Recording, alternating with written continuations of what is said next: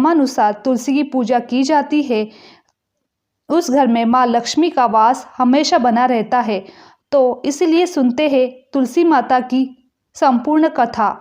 बोलो भगवान विष्णु की जय, तुलसी माता की जय। भागवत पुराण के अनुसार यह माता तुलसी की संपूर्ण कथा है।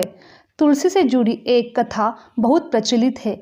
श्रीमद् देवी भागवत पुराण में इनके अवतरण की दिव्य लीला कथा भी बनाई गई है। एक बार शिव ने अपने तेज को समुद्र में फेंक दिया था। उससे एक महातेजस्वी बालक ने जन्म लिया। यह बालक आगे चलकर जलंधर के नाम से पराक्रमी दैत्य राजा बना। इसकी राजधानी का नाम जलंधर नगरी था। दैत्यराज कालनेमी की कन्या वृंदा का विवाह जलंधर से हुआ। जलंधर महाराक्षस था। अपनी सत्ता में मद में चूर उसने माता लक्ष्मी को पाने की कामना में युद्ध किया, परंतु समुद्र से ही उत्पन्न होने के कारण माता लक्ष्मी ने उसे अपने भाई के रूप में स्वीकार किया। वहां से पराजित होकर वह देवी पार्वती को पाने की लालसा में कैलाश पर्वत पर गया। भगवान देवादिदेव शिव का ही रूप धरकर माता पार्वती के समीप गया, परंतु माँ ने अपने योग बल से उसे तुरंत पहचान लिया तथा वहां से अंतर्धान हो गई। देवी पार्वती ने क्रोध में होकर सारा वृत्तांत भगवान विष्णु को सुनाया। जलंधर की पत्नी वृंदा अत्यंत प्रतिव्रता स्त्री थी। उसकी प्रतिव्रता धर्म की शक्ति से जलंधर न तो मारा जाता था और न ही पराजित होता था। इसीलिए जलंधर का नाश करने के लिए वृंदा के प्रतिव्रत धर्म को भंग करना बहुत जरूरी था।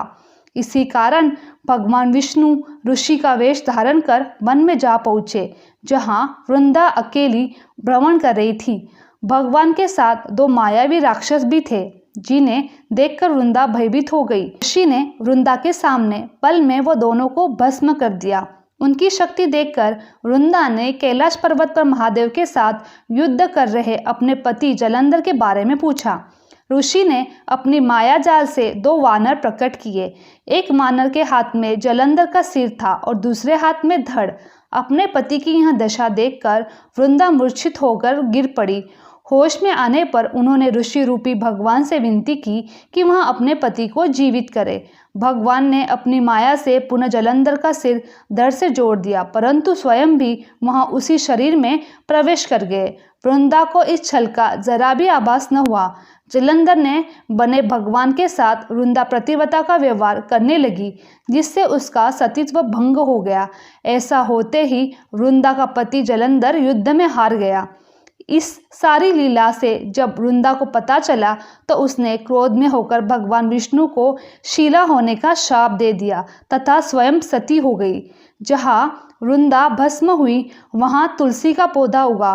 भगवान विष्णु ने वृंदा से कहा, हे वृंदा, तुम अपने सतीत्व के कारण मुझे लक्ष्मी से भी अधिक प्रिय हो।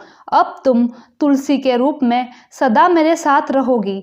जो मनुष्य भी मेरे शालिग्राम रूप में साथ भगवान तुलसी का विवाह करेगा, उसे इस लोक और परलोक में विपुल यश प्राप्त होगा।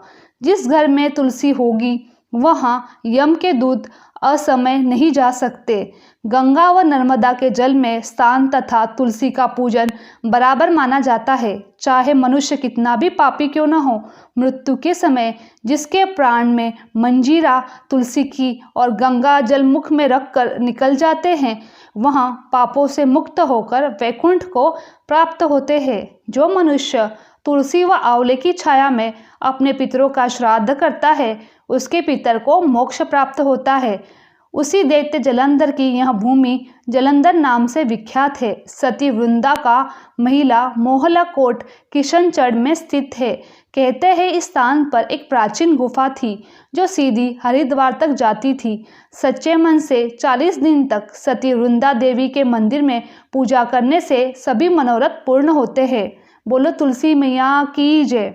एक बार एक गांव में एक बुजुर्ग महिला रहती थी। वह बहुत ही पूजा पाठ किया करती थी। वह रोज तुलसी माँ की पूजा करती थी। वह बुजुर्ग महिला रोज तुलसी माँ से कहती थी, हे तुलसी माता, तुम मुझे बहुत से पीताम्बर की धोती दे, मीठा मीठा घास दे, बैकुंठ में वास दे, चटक की चाल दे, पटक की मौत दे, चंदन का काठ दे, रानी सा साज दे, दाल भात का भोजन दे, 11 की मौत दे और कृष्ण जी का कांदा दे। वह बुजुर्ग महिला तुलसी माता की रोज पूजा करती थी और उनके बिछड़े को रोज सींचती थी। तुलसी माता बुजुर्ग महिला की बात सुनकर धीरे धीरे सूखने लगी। तब भगवान श्री कृष्ण ने देखा कि तुलसी माता सूख रही है। तभी एक दिन भगवान श्री कृष्ण तुलसी माता जी के पास प्रकट हो गए और भगवान श्री कृष्ण जी ने तुलसी माता से पूछा, तुम क्यों सूख रही हो? सभी महिलाएं तुम्हारी पूजा करती है, तुमको सींचती है, लेकिन फिर भी तुम सूखी जा रही हो, क्या कारण है इसका? जिसके बाद तुलसी माता ने भगवान श्री कृष्ण जी से कहा, हे प्रभु, एक बुजुर्ग महिला मेरे पास रोज आती है और रोज एक ही बात बोलती, तुलसी माता सबकी दाता, मेरा बिरला सींचती हूँ, तुम मुझे बहू दे, पीताम्बर की धोती दे, मीठा मीठा घास दे, बैकुंठ का वास दे, चटक की चाल दे, पटक की मौत दे, चंदन का काट दे, रानी का राज दे, दाल का भोजन दे, 11 की मौत दे, कृष्ण जी का कांदा दे। मैं उस बुजुर्ग महिला की सारी मनोकामना पूरी कर सकती हूँ, लेकिन उसकी एक मनोकामना पूरी नहीं कर सकती।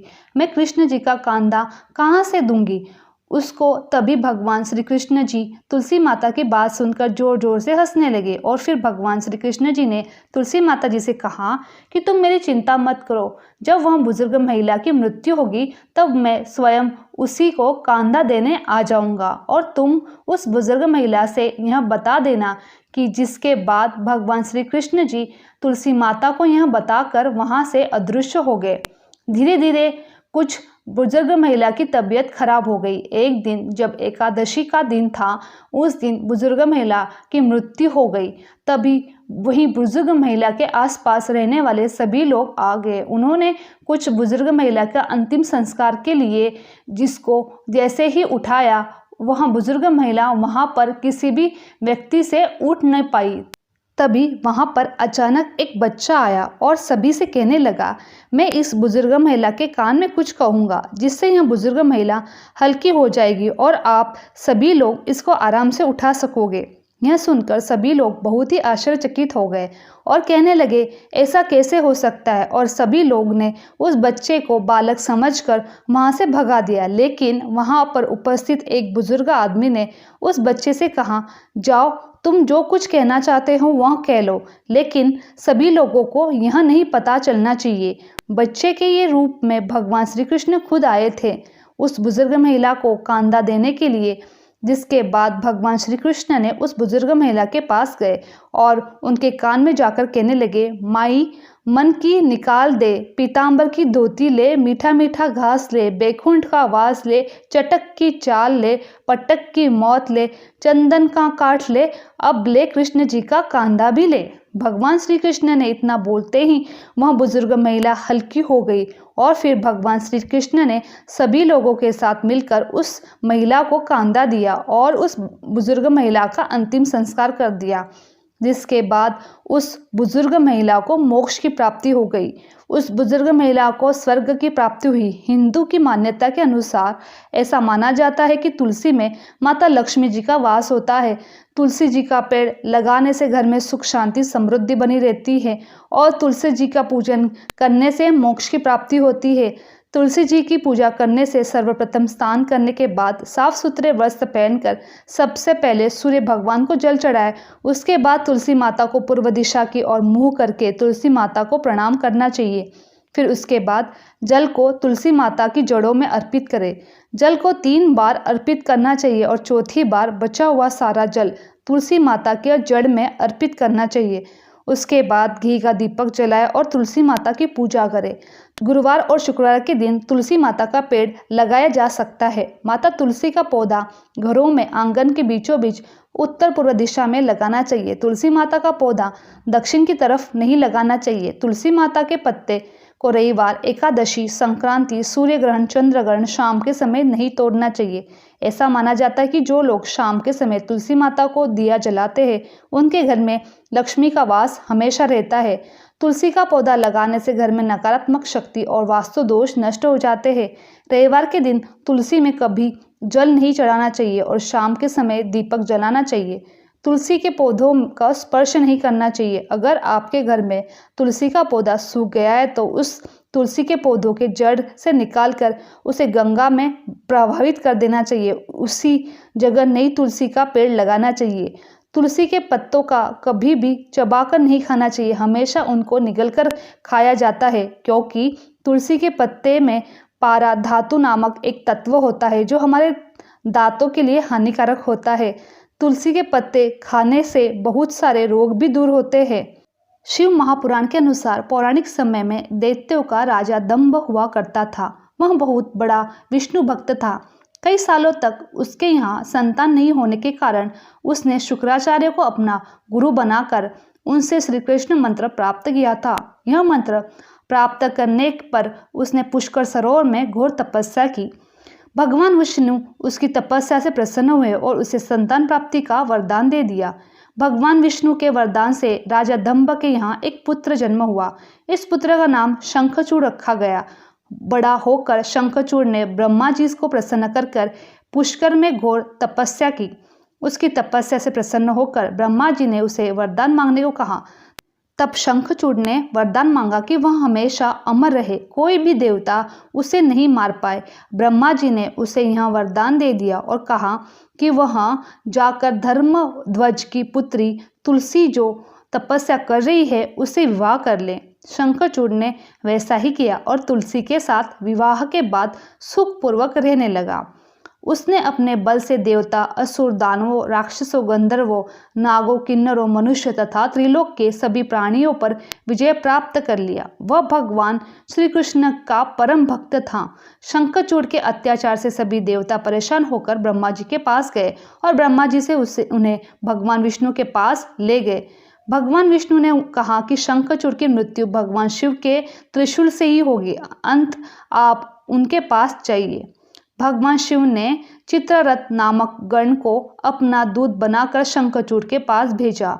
चित्ररथ ने शंखचूड़ को समझाया कि वह देवताओं को उनका राज्य लौटा दे, परंतु शंखचूड़ ने मना कर दिया। कहा कि वह महेश्वर से युद्ध करना चाहता है। भगवान शिव को जब यह बात पता चली तो वे युद्ध के लिए अपनी सेना लेकर निकल पड़े। इस तरह देवता दानवों में घमासान युद्ध हुआ, परंतु ब्रह्मा जी के वरदान के कारण शंखचूड़ को देवता नहीं हरा पाए। भगवान शिव ने शंखचूड़ को वध करने के लिए जैसे ही अपना त्रिशूल उठाया तभी आकाशवाणी हुई, जब तक शंखचूड़ के हाथ में श्री हरि का कवच है और उसकी पत्नी का सतीत्व अखंडित है तब तक इसका वध असंभव है। आकाशवाणी सुनकर भगवान विष्णु वृद्ध ब्राह्मण का रूप धारण कर शंखचूड़ के पास गए और उससे श्री हरि का कवच दान में मांग लिया। शंखचूड़ ने वह कवच बिना किसी संकोच के दान कर दिया। उसके बाद भगवान विष्णु शंखचूड़ का रूप धारण कर तुलसी माता के पास गए। शंखचूड़ रूपी भगवान विष्णु ने तुलसी के महल के द्वार पर जाकर अपनी विजय होने की सूचना दी। यह सुनकर तुलसी बहुत प्रसन्न हुई और प्रतिरूप में आए भगवान का पूजन किया और रमण किया। ऐसा करते ही तुलसी का सतीत्व खंडित हो गया। भगवान शिव ने युद्ध में अपने त्रिशूल से शंखचूड़ का वध कर दिया। तब तुलसी को पता चला कि उनके पति नहीं है बल्कि वो भगवान विष्णु है। क्रोध में आकर तुलसी ने कहा कि आपने छलपूर्वक मेरा धर्म भ्रष्ट किया है और मेरे पति को मार डाला। अंत में आपको शाप देती हूँ कि आप पाषाण होकर धरती पर रहे। तब भगवान विष्णु ने कहा, देवी तुम मेरे लिए भारतवर्ष में रहकर बहुत दिनों तक तपस्या कर चुकी हो। तुम्हारा यह शरीर नदी रूप में बदलकर गंडकी नामक नदी के रूप में प्रसिद्ध होगा। तुम पुष्पों में श्रेष्ठ तुलसी का वृक्ष बन जाओगी और सदा मेरे साथ रहोगी। तुम्हारे शाप को सत्य करने के लिए पाषाण या शालिग्राम बनकर मैं रहूँगा। गंडकी नदी के तट पर मेरा वास होगा। बोलो तुलसी माता की जय, भगवान विष्णु की जय। ओम नमो भगवते वासुदेवाय। मेरी ये वीडियो आप लोगों को अच्छी लगी तो चैनल को लाइक, शेयर और सब्सक्राइब करना ना भूलें। आप सभी का धन्यवाद।